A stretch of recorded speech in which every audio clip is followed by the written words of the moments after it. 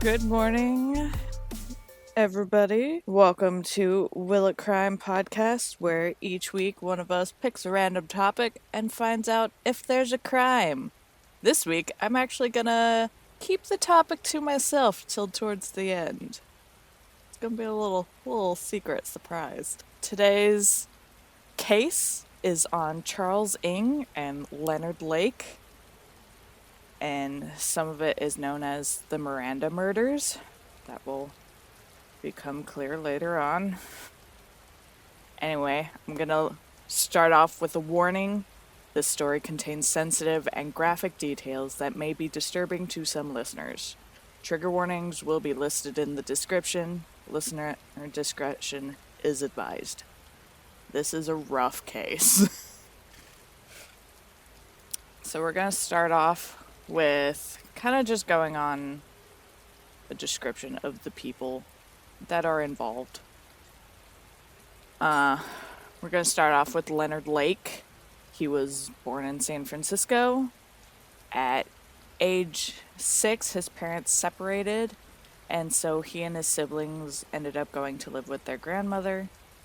Lake was reportedly a bright child, but after habitually photographing his sister's nude, which his grandmother apparently encouraged, he became obsessed with pornography.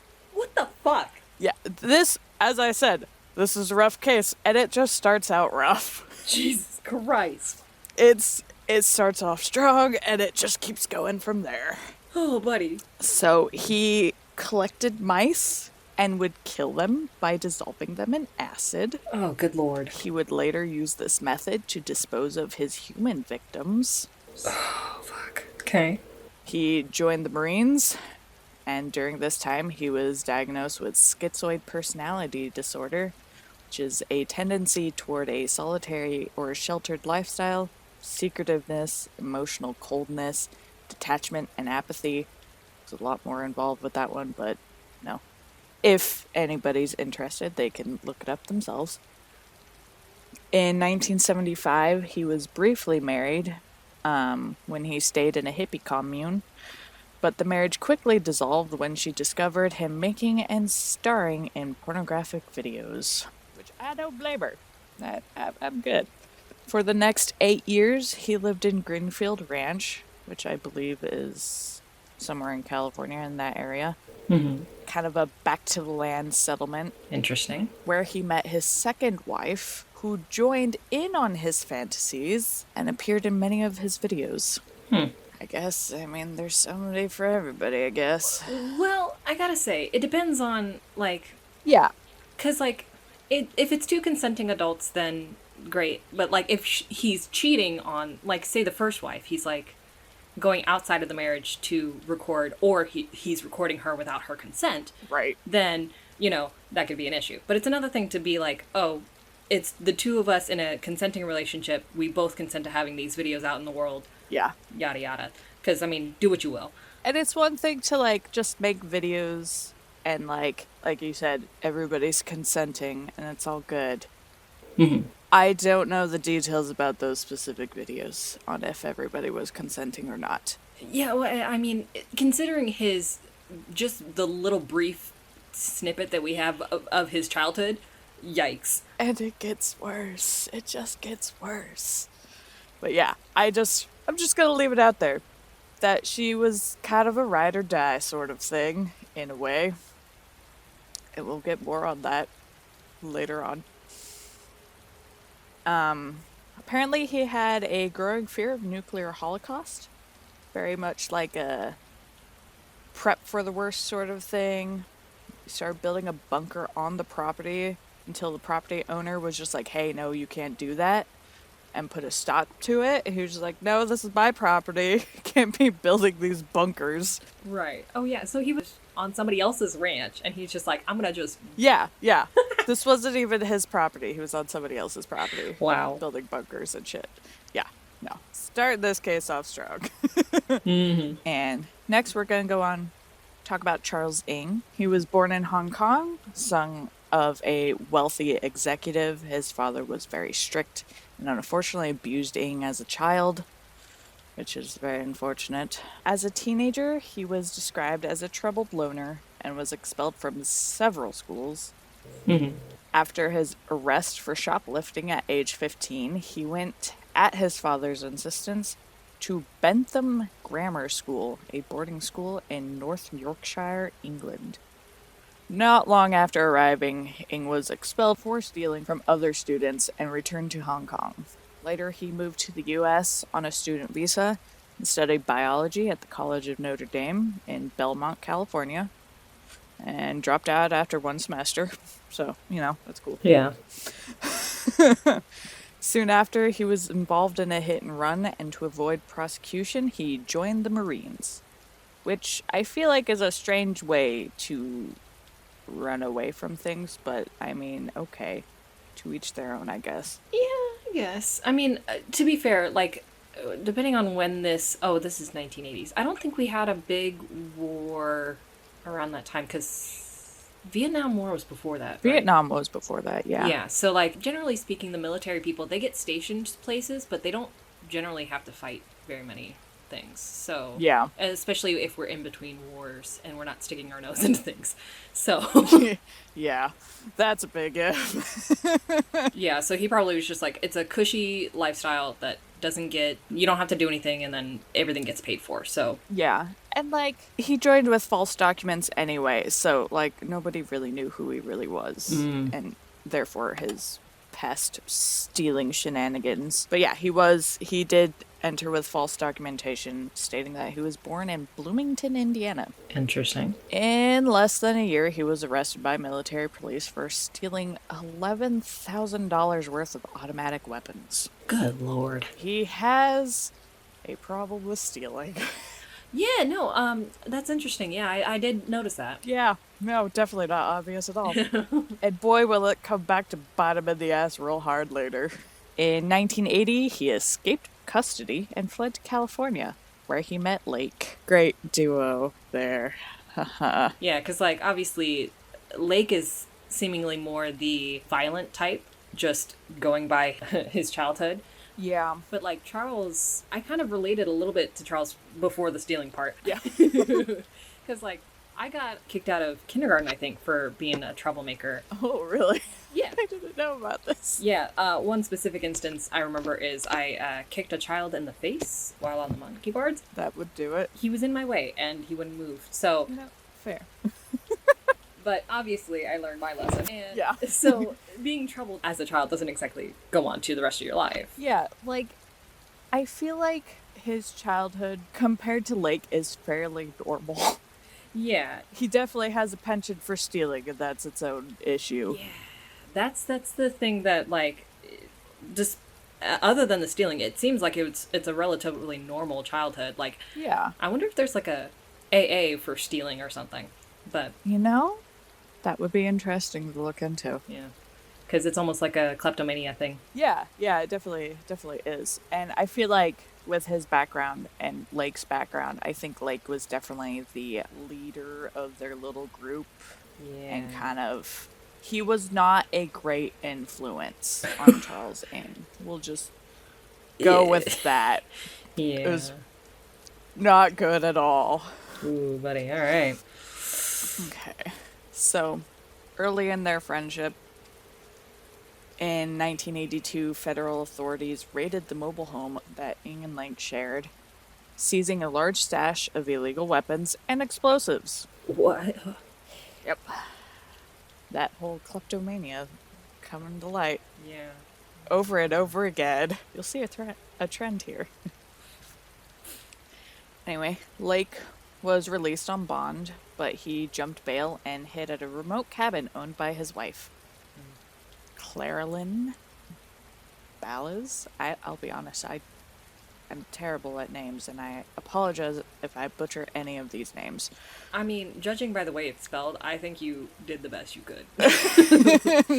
It's a cool name, I'll be honest. Claralyn. Oh, yeah. Can't say I've seen that name before. Yeah, and this is the same one that was interested in Yes. his hobbies. Okay. Yes, this is the second wife that joined in on his video making. Yeah. He ran away to her cabin up in the Sierras in Wilseyville, a community in Calaveras County located in the foothills of the Sierra Nevadas. Ng was captured and returned to Marine custody and pleaded guilty to the charges of theft and desertion. Yeah. Under the terms of this plea deal, he was paroled and dishonorably discharged in 1984 after serving 18 months in the military stockade at the United States Disciplinary Barracks at Fort Leavenworth, Kansas. So he only got 18 months. 18 months, but he stole So much. $11,000 worth of stuff. Like, Yeah.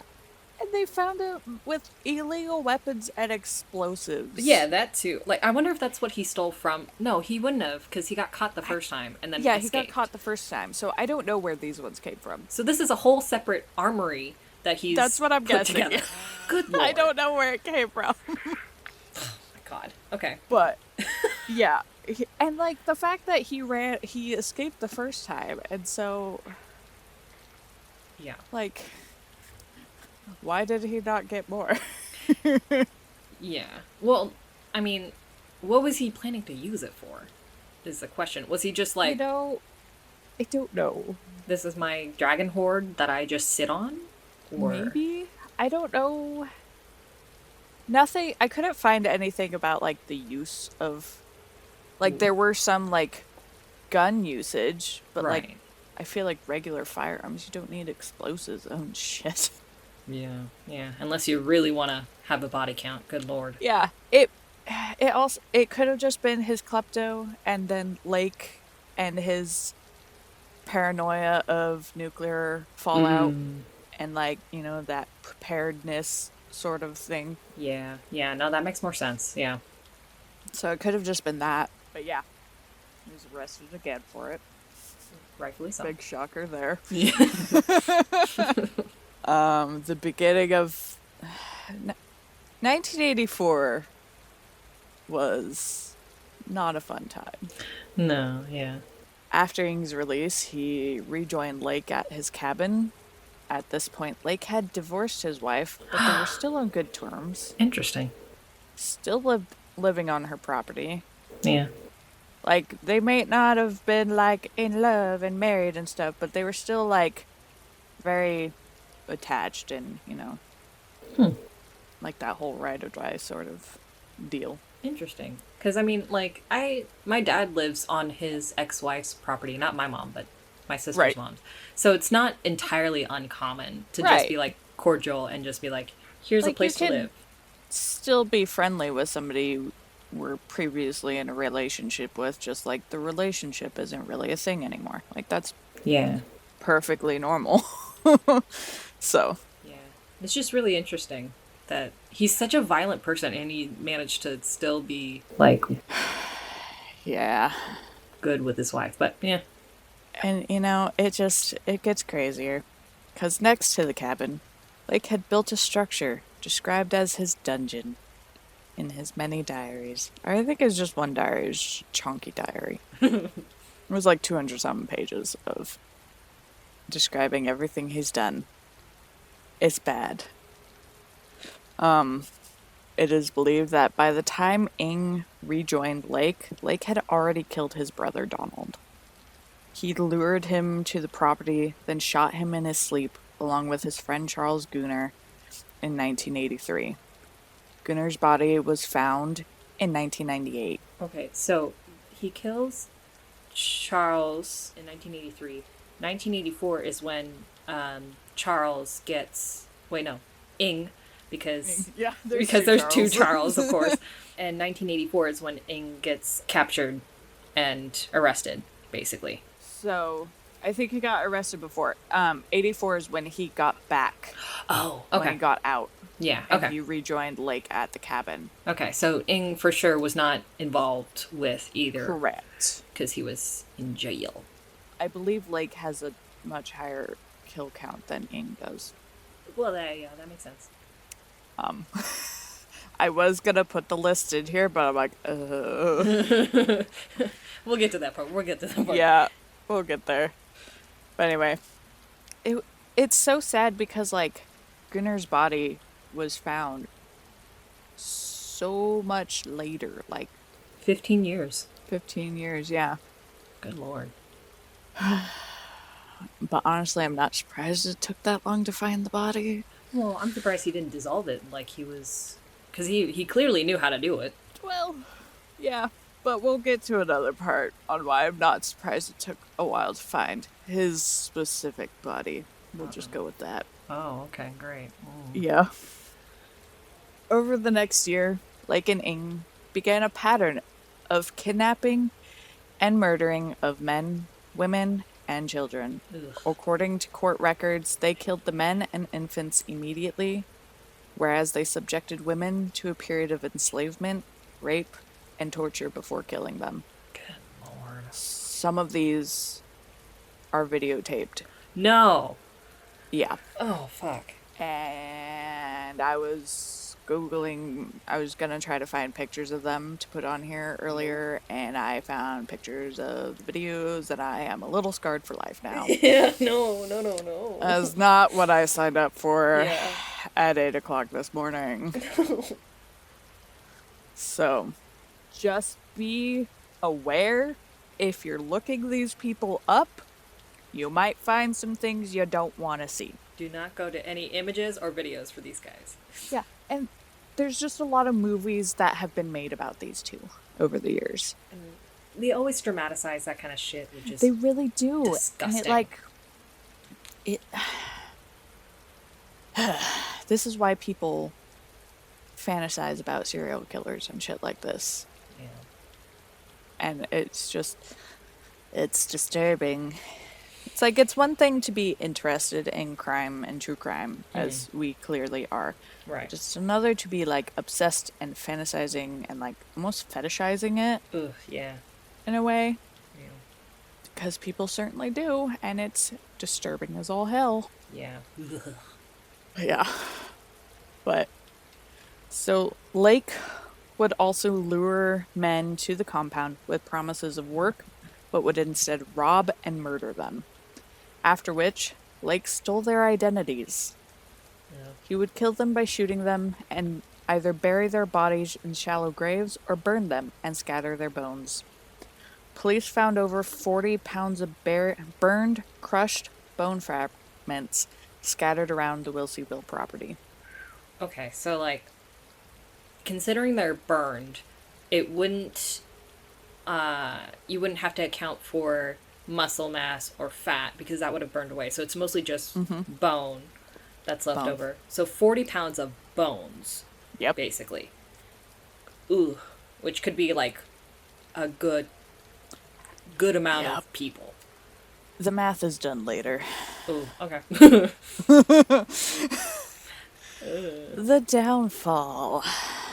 In July 1984, an Asian American man broke into and robbed the apartment of Don Gialetti, a San Francisco disc jockey, and his roommate, Richard Carrazza, shooting both men in the process. Gialetti died in the attack, but Carrazza, the only known surviving victim of either Lake or Ing, later identified Ing as his assailant.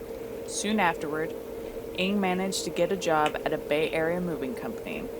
The duo's rampage would have gone on longer were it not for Ing's kleptomania. Woo! Comes in right again. Thank God. This really was his downfall, truly. Yeah. On June 2nd, 1985, Lake and Ing entered the South City lumber store in South San Francisco. An employee observed Ing stealing a $75 vise and called the police. For $75. Why is he stealing a vise? I don't know. No, but like the fact that this guy stole so much money, $11,000, killed Yeah. a bunch of people, and he gets caught over a $75 vise. Yeah. Okay, anyway. And like, those are usually kind of heavy and chunky. Like, why are you trying to take off with something so cumbersome? That's dumb.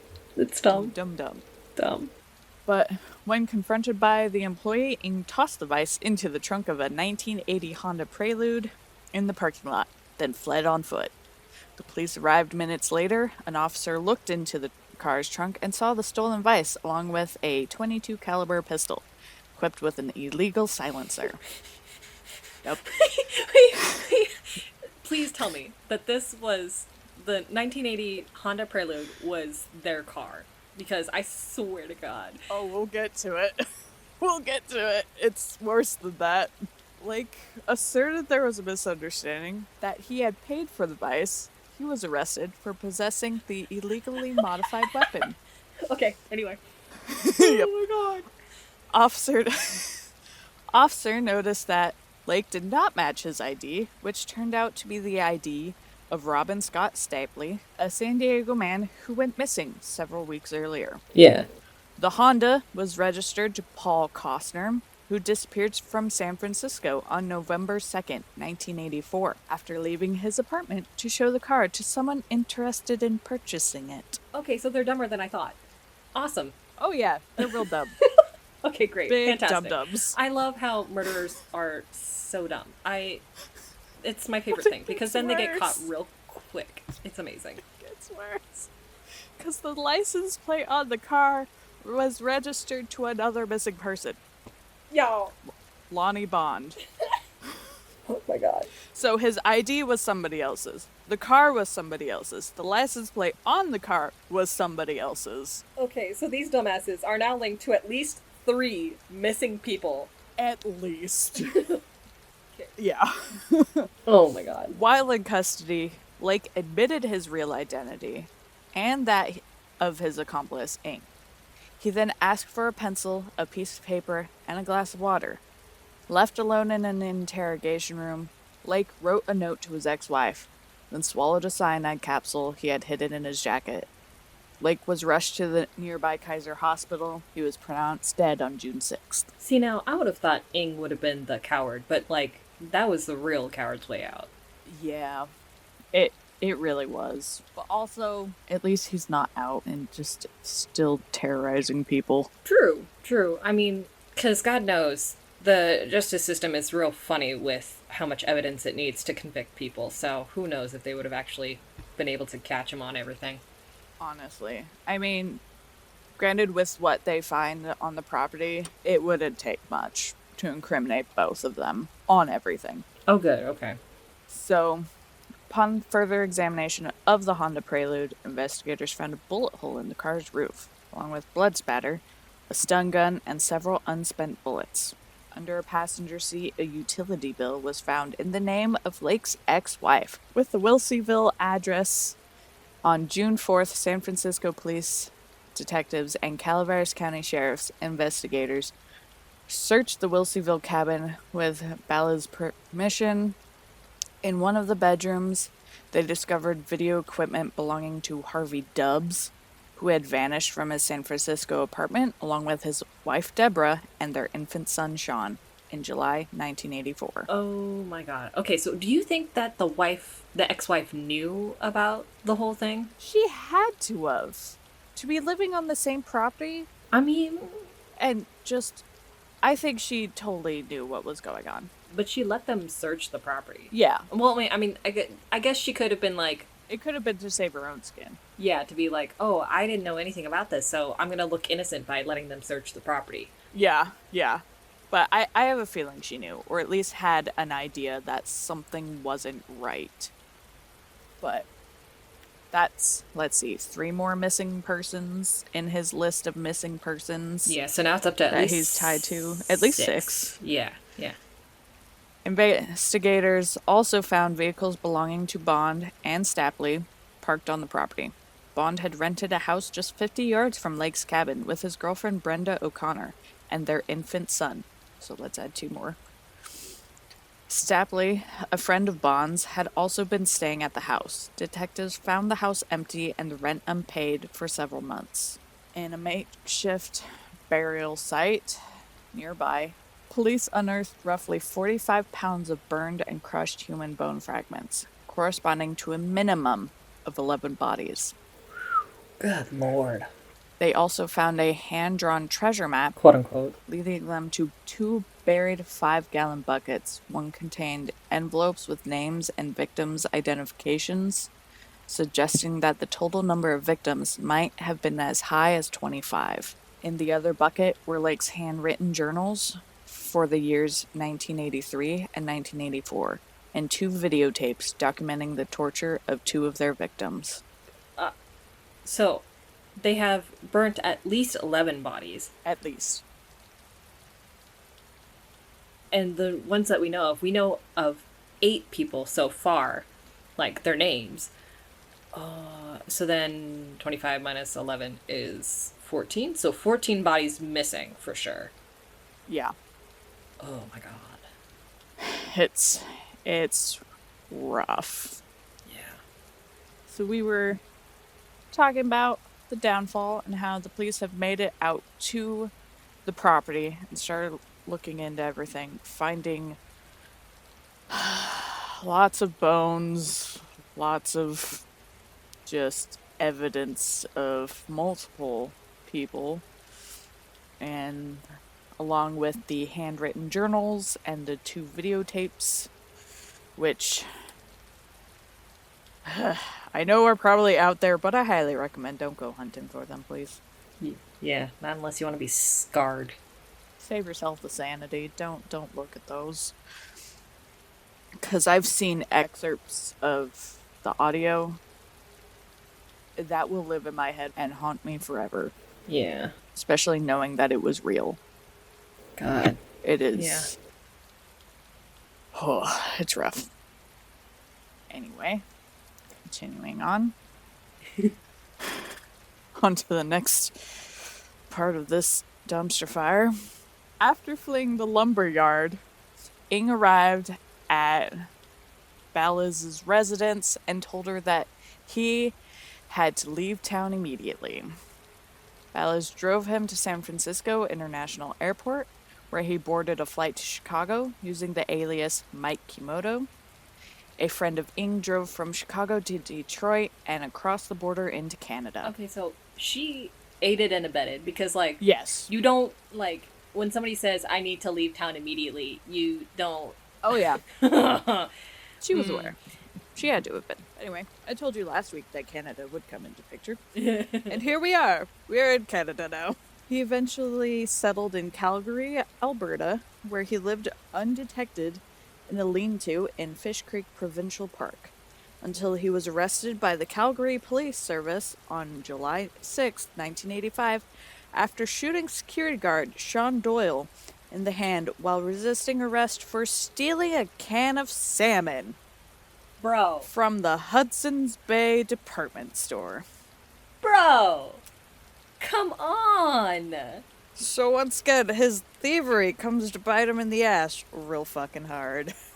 You know, I'm 90% sure that either he's a dumbass or he has kleptomania. Oh, because... 100% both. I'm gonna go with both.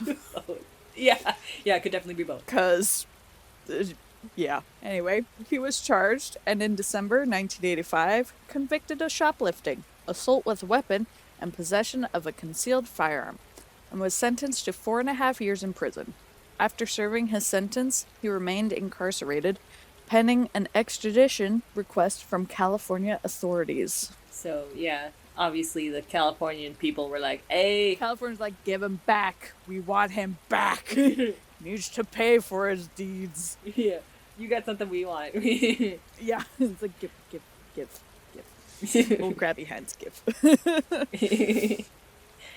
Ing fought the protracted legal battle against extradition on the grounds that Canada, which did not have the death penalty for most offenses, would be violating the Canadian Charter of Rights and Freedoms by permitting him to stand trial in California for capital murder.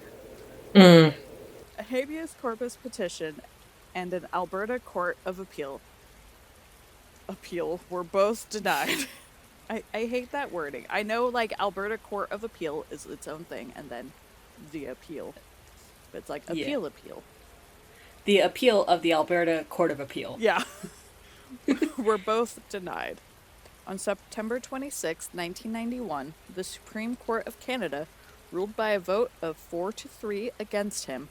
According to former Alberta prosecutor Scott Newark, Canada deported Ing to California 18 minutes after the ruling. ooh, they wanted him Yeah, gone. they're They like, were like, get him "Goodbye." the fuck out of here. It's like, ooh, yeah, we see what you're dealing with, and we don't want any part of that here. They're like, we are going to wash our hands of him. He is your problem now.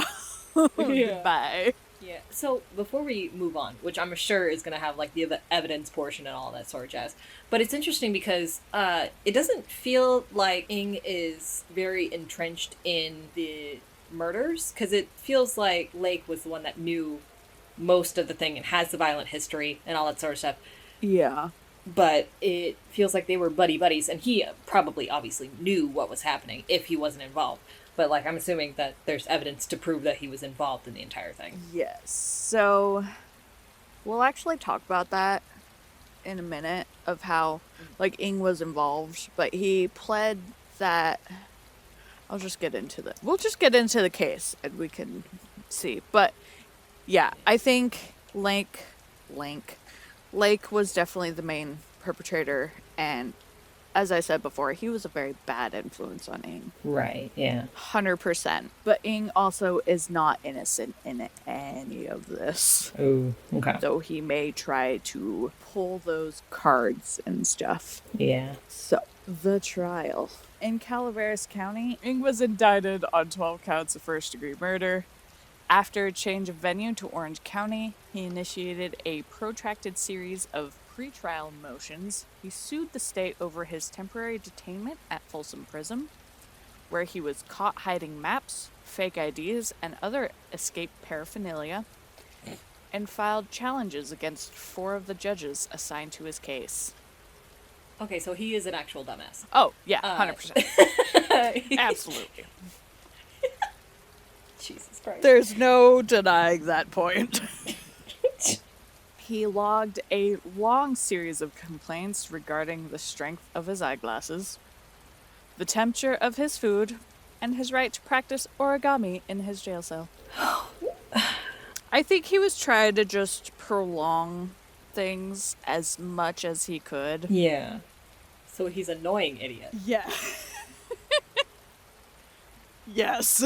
100% yes. Brian. Ing went through a total of 10 attorneys, some of whom ended up defending him a second time, why would you put yourself through that? Okay, so like, I know that in America there's a thing that you can have a public defense attorney. Uh-huh. So basically, if you can't afford one will be provided to you by the court, because everyone has the right to legal representation. But like, it makes me wonder if there was just only like 5 attorneys that were available at the time, and they were just like, fuck. They're just so done with this bullshit. They're just tossing this case back and forth, being like, you take it. No, you take it. I don't want him anymore. Yeah. He also filed a malpractice suit against several of the attorneys, citing incompetent representation. After claiming he had lost trust and confidence in all of his lawyers, he was allowed to represent himself, which delayed the trial another year while he researched applicable laws. His trial finally began in October 1998, 7 years after his extradition from Canada. I mean, he succeeded in, I think, what was his goal. He drugged that out so freaking long. Yeah. Throwing bitch fits at every turn. Jesus Christ. It's just, it's ridiculous. Ballas cooperated with the investigations and received legal immunity from prosecution. Court records stated that Ballas turned over weapons and other material to authorities during the investigation. Ballas was called a key witness in Ing's trial, but Ing's lawyer, William Kelly, in a surprise move, dismissed Ballas without asking any questions. Wait a second. So he was allowed to represent himself, but he also had a lawyer standing with him. I guess. Because I assume that you can have... Because I feel like I've seen it in legal dramas, because Mom's obsessed with crime dramas, that you can represent yourself, but also have like a backup lawyer, basically. I wouldn't be surprised. Yeah.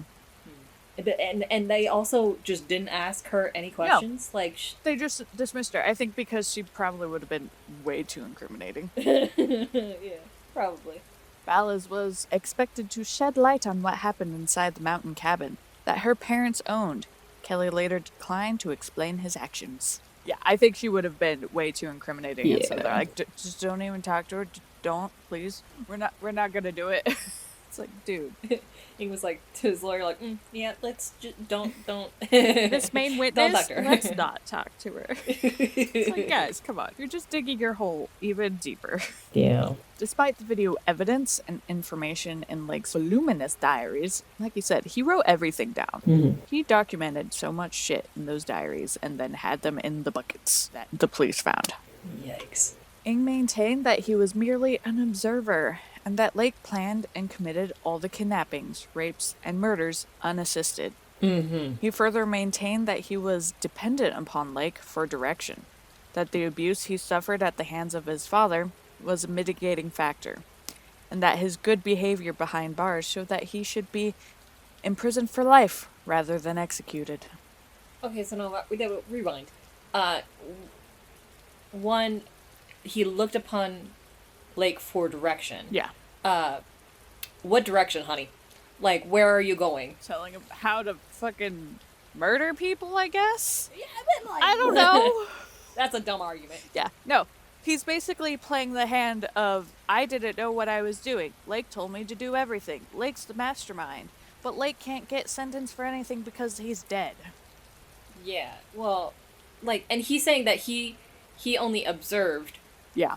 I thought he was saying, oh, I wasn't involved at all. I just knew of him. Because, like, I was going to say, He's very inconsistent. yeah, because if he was saying, oh, I wasn't involved at all, but I was dependent on Lake Yeah. for direction, like, you can get out of there. Like, you know he's murdering people. Yeah. You just leave. Leave, buddy. Yeah, just if... he's just digging his hole even deeper. Yeah, and then the fact that he says that his father abused him, like, sending him to a different school in a different country is not abuse, my dude. But they did say that he was abusive before, like, he got sent to another school. So... Interesting. But I don't know for sure. I don't think we have documentation for that. So it's a hearsay sort of thing. Yeah. Because they can pull out whatever the fuck in court to try and... Yeah. Yeah. And I Interesting. don't think that's admissible in court. But psychiatrist Stuart Gratian That sounds about right. Gratian. testified that Ing had dependent personality disorder, but admitted under cross-examination that he had not viewed the tapes that showed Ing participating in the crimes. Dumb. Because, his word against video evidence. Right. I don't think they're going to go with his word. No. Clinical psychologist Abraham Nevad, he agreed with the diagnosis of dependent personality disorder and opinioned that Ing's behavior in the tapes indicated that he was attempting to mirror and please Lake, which I could see that. Because, Lake definitely had, the violent and disturbing tendencies in childhood, whereas Ing was just a kleptomaniac. Right. So I think Lake was definitely a bad influence and was just like, hey, do this. And Ing was just like, okay, but I want to, I think he idolized him and wanted to, appease his friend or whatever.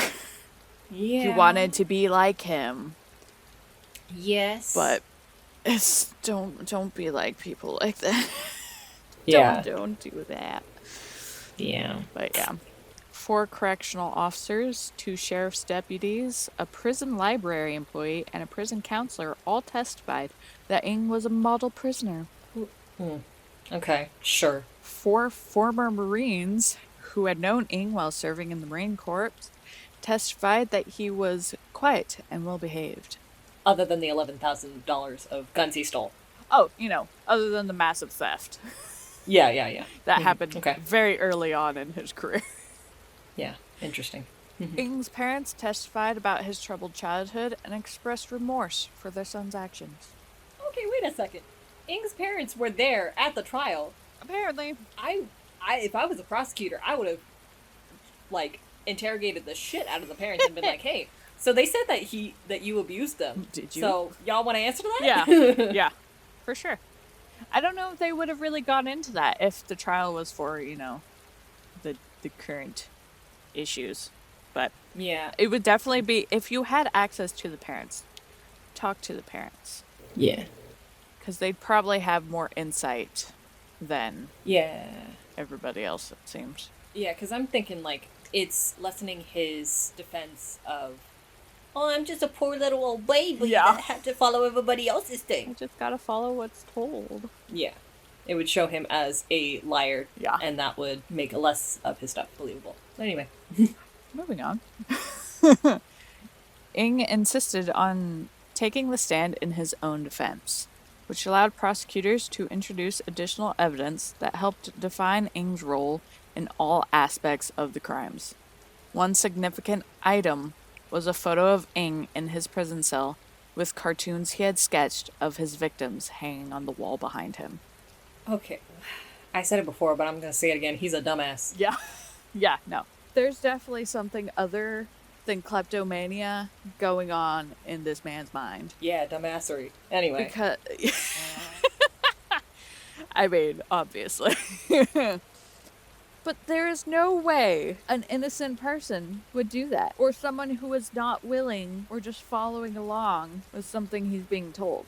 It's like, no, I think he fantasized about it. I think he got off on it. I think maybe it wasn't something he initially realized that was something he was interested in until he met Lake, and then things just spiraled from there. Yeah. But yeah, gross. Fucking disgusting. Yeah. The end of the trial. In February 1999, Ng was convicted of 11 of the 12 homicides. 6 men, 3 women, and 2 male infants. Jurors found him not guilty on the 12th charge, the murder of Paul Costner, even though Lake and Ng had driven Costner's car for 7 months since he went missing in November 1984. And Costner's California driver's license had been found at the Wilseyville property. Ng was sentenced to death, and the presiding judge rejected a motion to reduce the sentence to life imprisonment. Mr. Ng was not under any duress, he said, nor does the evidence support that he was under the domination of Leonard Lake. Ng's prosecution cost the state of California approximately $20 million, at the time the most expensive trial in the state's history. It was twice as expensive as the O.J. Simpson trial in 1994 and 1995, which cost $9 million. The victims in which Ng was convicted of murdering were Sean Dubbs, Deborah Dubbs, Harvey Dubbs, Clifford Parento, Jeffrey Gerald, Michael Carroll, Kathleen Allen, Lonnie Bond Sr., Lonnie Bond Jr., Robin Stapley, and Brenda O'Connor, all of whom were killed between July 1984 and April 1985. Holy shit. Yeah, and Lake's list is a lot longer. Yeah. Oh my god. Why was it so expensive, I wonder? But probably because he went through so many fucking defense lawyers. Yeah, went through everything and had to be brought back from, like, Canada, probably. Oh yeah, because like if he's not using his own money to hire a lawyer and he's using public defense attorneys, then it costs the state however much. Oh my gosh. That is so much money. Because they have to pay the lawyers regardless. Yeah. Gosh. Yeah. On July 28th, 2022, the California Supreme Court upheld Ng's death sentence and conviction. Ng still has other federal appeals in spite of a moratorium on the death penalty by Governor Gavin Newsom. As of 2023, Ng remains on death row at California Medical Facility. No executions have taken place in California since 2006. Wow. That's crazy. And this comes to the name, the Miranda murders. Because I put that at the beginning, but I haven't really talked about it. And none of the victims' names were Miranda. Yeah. No, I think about it. So, when they were searching the property, they found a book, The Collector. The Collector is a 1963 thriller novel by English author John Fowles in his literary debut. Its plot follows a lonely young man who kidnaps a female art student in London and holds her captive in the cellar of his rural farmhouse. In several cases since the novel was published, serial killers, spree killers, kidnappers, and other criminals have claimed that the collector was the basis, the inspiration, or the justification for their crimes. Yep. Leonard Lake and Charles Ng are two of those people. Although Lake had committed several crimes in the Ukiah, California area, his Operation Miranda did not begin until after he moved to the remote Wilseyville, California. The videotapes of his murders and a diary written by Lake were found buried near the bunker in Wilseyville. They revealed that Lake had named his plot Operation Miranda after the character in Val's book. Ah, there it is. Yep. So, there are books out there that fetishize this and encourage people, and it's disgusting. Yeah. I mean, And there's more. Because Christopher Wilder, a spree/serial killer of young girls, had the collector in his possession when he was killed by police in 1984. Robert Burdella, in 1988, held his male victims captive and photographed their torture before killing them. He claimed that the film version of The Collector had been his inspiration when he was a teenager. Disgusting. Yeah. I have a hard time with people saying that media is inspiring people to do horrible things, because obviously people will do horrible things regardless. But I think these people were already capable and had these thoughts, like, very clearly with Lake's childhood and, all of his things. But I think these books and these movies just give them ideas on how to do it. yeah. And so it's like, these people are already fucked up. Yeah. And the media is just fueling the fire, Yeah. which is unfortunate. Yeah. But yeah, I think that's the end of my slideshow. I will let you know what word led me to this. Yeah, what word is it? Because now I have no fucking clue. The word is hometown. This happened where I grew up. Oh. I was like, wait a fucking second. Where did hometown come in there? I am from Calaveras County. Like, this is where I grew up. Oh. And this was one of the biggest cases. Yeah. When I looked up, because I figured I knew weird shit had happened up there. Like, I didn't know at the time when I was living up there because I was so young. Right, and you don't exactly go looking up murders when you're like 2. Yeah. And my parents kind of, sheltered us from a lot of the nonsense that happened. Rightfully so. But, like, later after I moved out, I started hearing stories. Like, either stuff my parents would say or stuff like family friends would say about, like, the crazy things happening. Like, we had family friends visiting one day, and one of them had mentioned something of, hey, they're still finding the bodies from that case back in 1880. What? And I'm just like, what? Oh my and god. I think it was this case that they were Yeah. talking about. Yeah, I mean, yeah, that makes sense, because, I mean, there were still 14 bodies that weren't Yeah. accounted for. Yeah, so... But it's like, I grew up not that far from this ranch. That's terrifying. And just knowing, it was wild when I looked up crimes in Calaveras County. Like, I was expecting some weird things, Right. but this was like a dominating case. Like, I just kept seeing that name over and over Yeah. again. Charles Ng, Charles Ng, Charles Ng. And I'm just like, oh my god. And so I called my mother. Oh, so she was your My informant, yes. yeah. And yeah, because it's a wild case. But yeah, this was near my hometown, and where little old me grew up until I was like 7. Okay, so that would have been what year? 2003. Okay, so wow, you were there the entire fucking time, because you're born. Technically 1995, but barely. I'm only a couple months younger than you. Wow, that's insane. Yep. And so we know of at least 2 videotapes, but I'm assuming he probably did more. I assume, but as far as what was found on the property Right. of the killings themselves, Yeah. there was only 2. Yeah. And I assume he didn't, like, acid all of the bodies, because that amount of acid being bought is a gigantic fucking red flag. It had to have been suspicious, Yeah.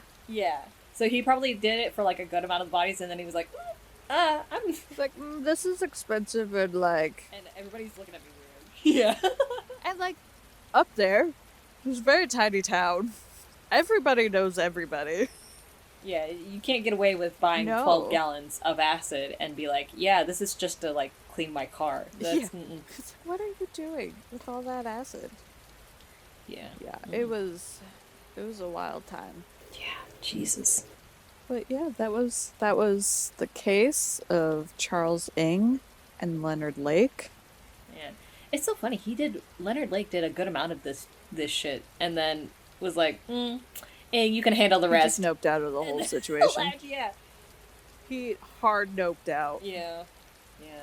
And he was prepared. He had that cyanide pill in his pocket. He knew exactly what was happening. Well, he was a prepper. He'd prepped for nuclear fallout. Like, I'm not surprised that he had a fucking cyanide pill, like, in his pocket of his jacket. Yeah, and I mean, I assume that he knew that Ing would be his downfall, because Ing is with how a klepto. Yeah, with his kleptomania and like just his flightiness, I guess. Mm-hmm. Yeah. Yeah, I think Leonard was probably well aware that Ing would be the downfall. Yeah. Because I feel like Lake got away with a lot of things before really getting caught. Yeah. Whereas Ing was just constantly getting caught. Yeah.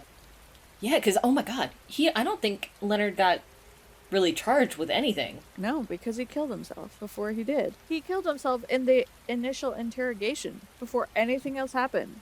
He knew it was over. He knew it was done. Like, there were smaller crimes that Ing was charged with, but there wasn't even smaller crimes that Leonard was charged with. No. So he had a clean record as far as the police knew. Yeah. Oh, that's so wild. I think he was arrested like once and fled, which is a big thing. Yeah. But like, Ing had done that a couple of times. Yeah, yeah. But even though he got arrested for like the theft and the illegal firearm, like he knew that they would find other things. Like he just and throwing Ing under the bus, real great move there. Hey, I mean, I'm not saying like snitches get stitches or anything, but it's like, damn, ruthless.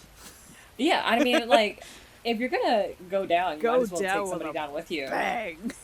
Yeah, I mean, shit. I'm sure even if he didn't, the way the investigation went with the car and stuff, everything would have been found out anyway. Yeah, yeah. They would have figured it out regardless. Ing was caught on videotape at the property. Yeah. Doing these things. Yeah. So like he was on video.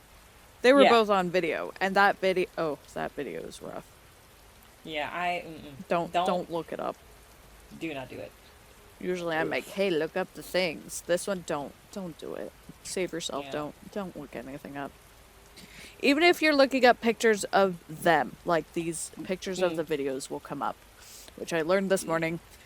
I'm not a fan. Don't do it.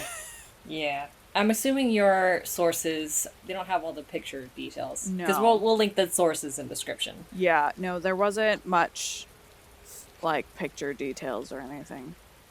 Thank God. Yeah. We don't want to scar our audience. It was a hell of a wild case. And it's wild that Ing is even still alive at this point. Yeah, like, when you mentioned that his whole thing happened around the time of the O.J. Simpson, it feels like O.J. Simpson is closer. Yeah. Well, I think O.J. Simpson got a lot more publicity. Yeah. Even though this case did get a lot of publicity. One of the main sources that I used was a UK site. That's wild. Yeah. So this was everywhere. But I think because O.J. Simpson was like... a celebrity. Yeah, a celebrity. Once his case happened, I think it overshadowed a lot of this one. Yeah, plus there was the whole chase scene with O.J. Simpson. Yeah. So it really solidified all that. But both of those in California, though. Yeah, California is California's just the hotbed. Yeah. Like, I was talking to my brother yesterday about this case, and I'm like, I feel like in big cities you get a lot of crime, but in small towns you get the weird shit. Yeah. Ooh. You get some wild things happening in small towns. Yeah, like our current hometown has one really big one. Yeah.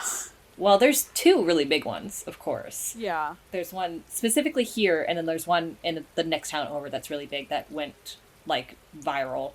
Way viral with the podcast and everything. Yeah, we'll obviously not talk about that one just because it's a little too close for home. It's a little too close for home, and I feel like the other podcast really just covered it so well. Yeah. Now I gotta figure out what the heck I'm gonna do. So, I already have my next topic in mind. Oh, good. I have a bunch of, like, starter kits for looking into stuff. Yeah. I think I'll go for a lighter one. Yes, because the next one I have is really dark and also provided to me by my mother. Ooh. So... Yeah, I got sucked into the wormhole of the Geneva Convention, Ooh. so we're just going to keep that one for way, way later. Yeah. That one sounds And then, yeah, we'll look into something else for next week. Put that one on the back burner. Yeah. Alrighty. All right. So we'll tune in next time. Yeah. For another Will of Crime. See what nonsense we dig up next week. Bye-bye. Bye-bye.